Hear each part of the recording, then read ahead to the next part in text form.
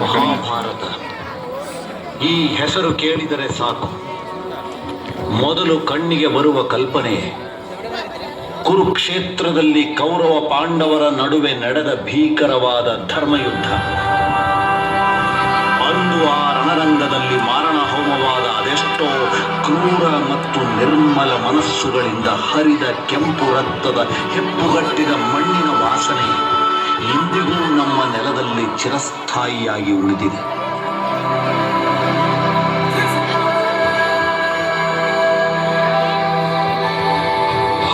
ದಿನಗಳ ಕಾಲ ನಡೆದ ಈ ಮಹಾಯುದ್ಧದಲ್ಲಿ ಹೋರಾಡಿ ವೀರ ಮರಣ ಹೊಂದಿದ ಅಸಂಖ್ಯ ಪ್ರತಾಪಿಗಳಲ್ಲಿ ಹಾಲುಗಲ್ಲದ ಹಸುಳೆಯಂತೆ ಹೋರಾಡಿದ ತನ್ನ ತಾಯಿ ದ್ರೌಪದಿಗಾದ ಅನ್ಯಾಯದ ವಿರುದ್ಧ ರಣರಂಗದಲ್ಲಿ ತಾವೇ ವೀರರು ತಾವೇ ಶೂರರು ಎಂದು ದರ್ಪದಿಂದ ಮೆರೆದಾಡಿದ ಘಟಾನುಘಟಿಗಳೆಲ್ಲರ ಮೀಸೆ ಮಣ್ಣಾಗುವಂತೆ ಹೋರಾಡಿದ ದುರ್ಯೋಧನನ ಹುಬ್ಬೇರುವಂತೆ ಮಾಡಿ ಚಕ್ರವ್ಯೂಹವನ್ನು ಭೇದಿಸಿ ದ್ರೋಣರಿಗೆ ಆಶ್ಚರ್ಯವಾಗಿ ಕಾಡಿ ಜಯದ್ರಥನ ಹುಟ್ಟಡಗಿಸಿದ ವೀರ ಅಭಿಮನ್ಯು.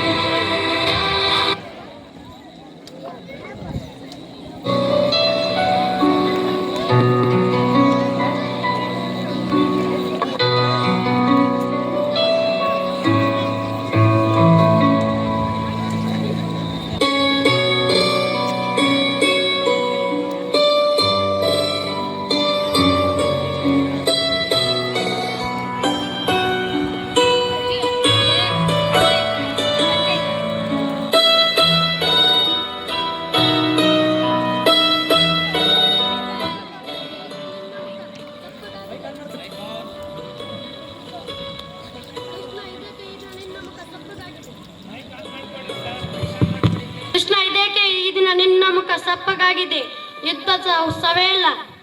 ಅರ್ಜುನ, ಕೆಲವೊಮ್ಮೆ ಪರಿಸ್ಥಿತಿಗೆ ತಕ್ಕಂತೆ ನಮಗೆ ಮಾತನಾಡಲು ಆಗದಿದ್ದರೆ ಒಂದು ಕಿರಣಗೆ ಬೀರಿ ಸುಮ್ಮನೆ ಬಿಡಬೇಕಾಗುತ್ತದೆ. ಏಕೆಂದರೆ ಒಂದೊಂದು ಸಲ ನಾವು ಮಾತನಾಡುವ ಮಾತುಗಳು ಬೋಜಲಾಗಬಹುದು. ಅದಕ್ಕೆ ಅಂದರೆ ನಮ್ಮ ಬದುಕೇ ಒಂದು ಹೋರಾಟ ಅರ್ಜುನ. ಈ ಹೋರಾಟದಲ್ಲಿ ನಾವು ಮಾಡುವ ಕಾರ್ಯವನ್ನು ಪ್ರಾಮಾಣಿಕವಾಗಿ ಮಾಡಬೇಕು. ಏನಾಗುತ್ತದೆಯೇ ಅದು ಹಾಗೆ ತಿರುತ್ತದೆ, ನಮ್ಮಿಂದ ತಡೆಯಲು ಸಾಧ್ಯವಿಲ್ಲ. ನಿಜ, ನಮಗೆ ಸೋಲಾಗುತ್ತದೆ. ಸೋಲು ಎಂಬುದು ಪಾಂಡವರ ಚರಿತ್ರದಲ್ಲೇ ಇಲ್ಲ. ಯಾವುದು ನಿನ್ನ ಭಾಗ್ಯದಲ್ಲಿದೆಯೋ ಅದು ನಿನಗೆ ಸಿಕ್ಕೇ ತಿರುತ್ತದೆ. ಯಾವುದು ನಿನ್ನ ಭಾಗ್ಯದಲ್ಲಿಲ್ಲವೋ ಎಷ್ಟೇ ಪ್ರಯತ್ನಿಸಿದರೂ ಸಿಗಲಾರದು. ಚಿಂತೆ ಬಿಡು, ಜೀವನದಲ್ಲಿ ಬರುವುದೆಲ್ಲ ಬಂದಂತೆ ಸ್ವೀಕರಿಸಿಕೊ.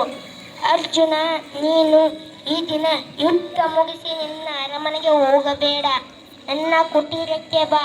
ನಡೆ.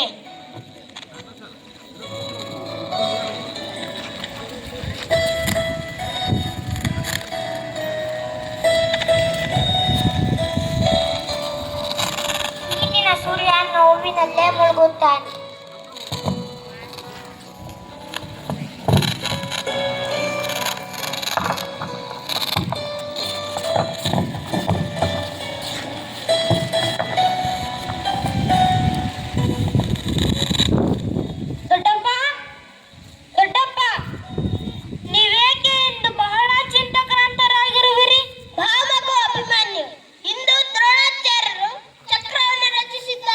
ಇದನ್ನು ಬೇರಿಸುವ ವಿದ್ಯೆ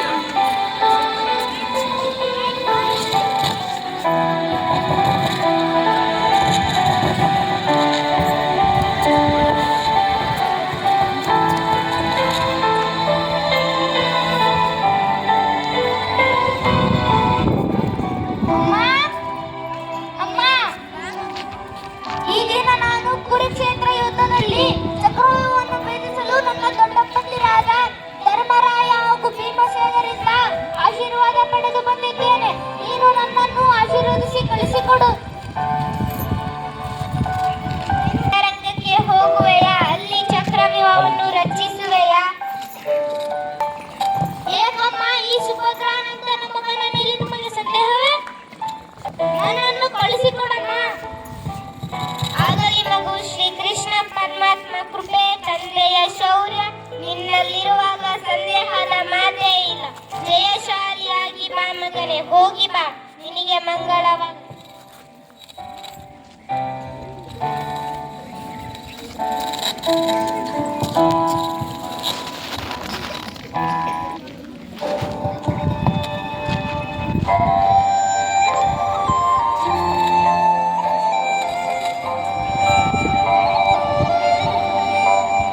ಉತ್ತರೆ, ಏಕೆ ನನ್ನ ವದನ ಎಷ್ಟು ಖಿನ್ನತೆಯಾಗಿದೆ?